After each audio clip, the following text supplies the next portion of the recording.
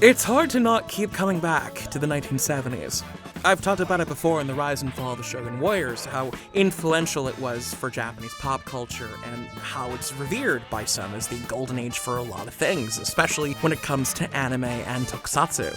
After all, it was the time of the Henshin Boom that gave us transforming hero shows like Kamen Rider and Spectre-Man, and the second Kaiju Boom, a new era of monster movies and popularity for giant-sized adventures. What I always find interesting in eras with massive trends are the things that are able to mix and match elements that work and create something fresh and exciting. For instance, you got Gatchaman, which combined elements of science fiction with ninja stories and American comic books to create an unofficial precursor to Super Sentai. You had the Magnificent Zubat, which pulled from westerns and Chambara action and created a wholly unique superhero show. And then there's one of the all-time greats of the 1970s that basically said, what if we took kaiju, but made them fight a robot with rocket fists?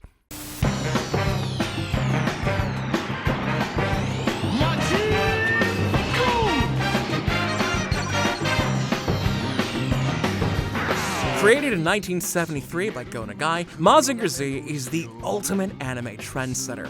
The first full-color super robot, the anime that put Ichiro Mizuki on the map, and the catalyst for Poppy and Bandai becoming an almost timeless force to be reckoned with in the toy aisle. The story of Koji Kabuto and the Iron Fortress MAZINGER Z fighting the machinations of Dr. Hell and his Gikaiju, or mechanical beasts, is a simple one, but it'd go on to become the foundation for all of its imitators and follow-ups.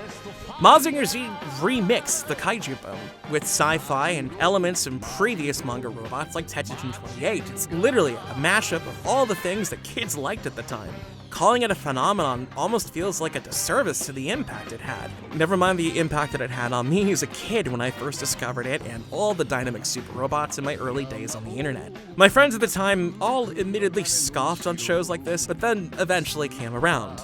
Literally, my best friend, who initially was reluctant, now owns a dozen Soul Jogoken toys to my, well, 2. It wouldn't be until years later where I'd finally be able to watch the full MAZINGER TV series. Thank you, Base Discotech, for that one. But my first real exposure came in the form of a bootleg of the MAZINGER Z movies, specifically the first, which I honestly consider to be the best.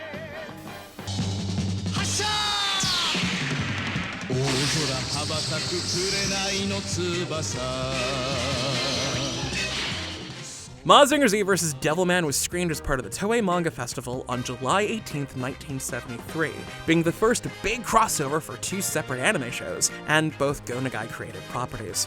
By that point, Devilman, which had aired on NET, known nowadays as TV Asahi, had wrapped its 26-episode run. Reportedly, this made the agreement to have the character appear in a film featuring Mazinger, a show airing on competitor Fuji TV, a lot easier.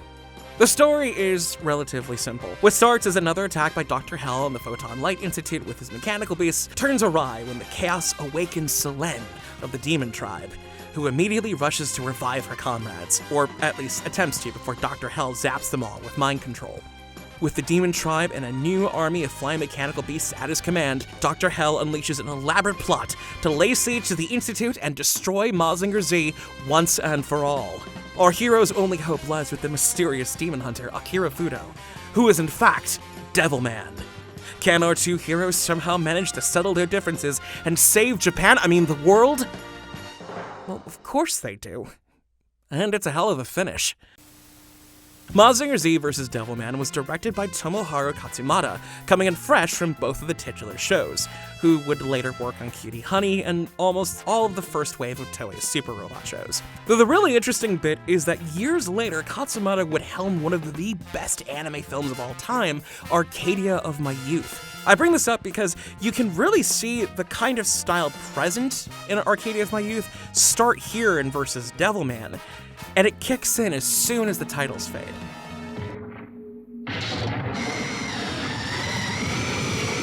No exposition to explain the main story for the people who don't know.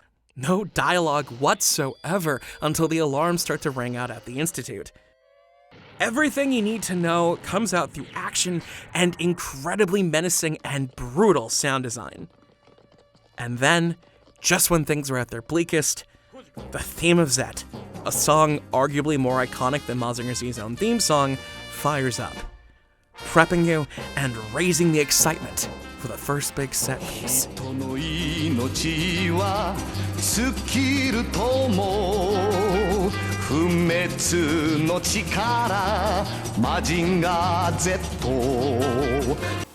Overall, Mazinger Z vs. Devilman's approach really takes advantage of the big screen and its bigger budget. It also goes by incredibly fast, even with the extended 40+ minute runtime. And unlike latter Super Robot flicks, this one just doesn't feel like fluff or an extended episode. It's on par with other big Toei animated features of the day, like Gulliver's Travels Beyond the Moon or The Flying Phantom Ship. Big stories with larger-than-life spectacle and fantastic animation. Like I'd mentioned before, this is one of the first big anime crossover movies. Two separate Go Nagai heroes joining forces on the big screen. And while it does have the Versus moniker, they don't really fight in it. Well, save for a physics-defying motorcycle sequence. Devilman is basically the guest star, acting as a kind of epilogue for his own TV series if you really think about it, or you don't because there's all sorts of inconsistencies with that, whose main purpose is to get Koji and Mazinger flying in order to beat the demons that are now after the both of them. And yes, this is the Henshin Hero-esque version of Devilman, who shouts his attacks, fires lasers, and doesn't bring about the stuff of nightmares like his later incarnations that pull more from the manga. While he does get some cool moments fighting demons and robots, Devilman ends up unfortunately becoming a jobber, effectively being the reason Koji demands an untested launch of the new big toy of the day and Deus Ex Machina, the Jet Scrander, Mazinger Z's now iconic mid-season upgrade. It's hard to imagine a time before Mazinger had the Jet Scrander. Prior to Versus Devilman, it was a well-established weakness that Mazinger was unable to fly. And part of the charm of the series was watching Koji overcome these limits to save the day. And Mazinger's first true flight in episode 32, featuring a rather interesting application of Aphrodite Ace's breast missiles, is easily among them.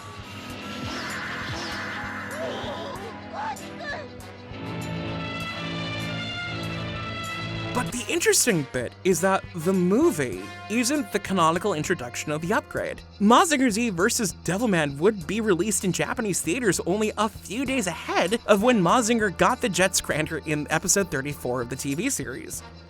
Preceding it, however, was a whole arc in which Dr. Hell unleashed a wave of flying mechanical pieces to account for the weakness and build up the reason for its existence. Admittedly, I kind of like the movie's version of events a heck of a lot better than what we got in the TV show, but that's largely due to how it does a great job ramping up the tension for the ultimate payoff. Though, I do wish said payoff also included Devilman fighting more robots and dealing the final blow alongside our hero, but I get it. You had to make Mazinger look strong and sell those toys. And dear lord, did it work.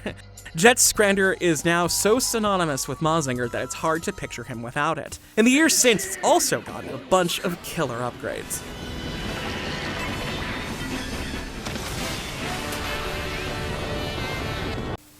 The final Mazinger Z Manga Festival feature, Mazinger Z vs. the Great General of Darkness, does a lot of the same things that Versus Devilman did in terms of style and suspense. But even with that, it's Mazinger vs. Devilman that I find myself going back to.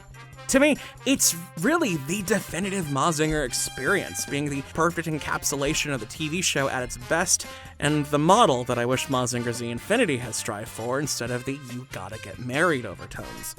Now, if you want to see the movie, you're in luck, because there's a brand new 4K remastered Blu-ray set coming out in Japan in August, meaning that the original Mazinger the Movie Blu-ray set can be found all over the place in the aftermarket. But however you end up seeing it, make sure that you do. If you've ever wondered why kids and kids at heart still consider the Iron Fortress Mazinger Z to be the ultimate super robot, this is the perfect way to find out. Look at that! I got through the entire video without dissing Tetsuya Tsurugi at least once.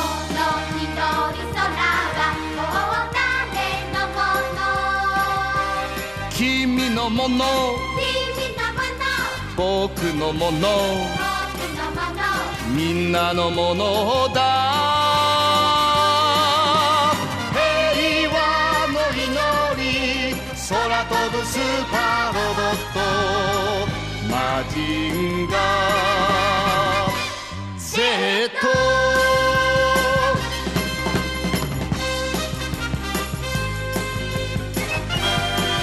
Bye.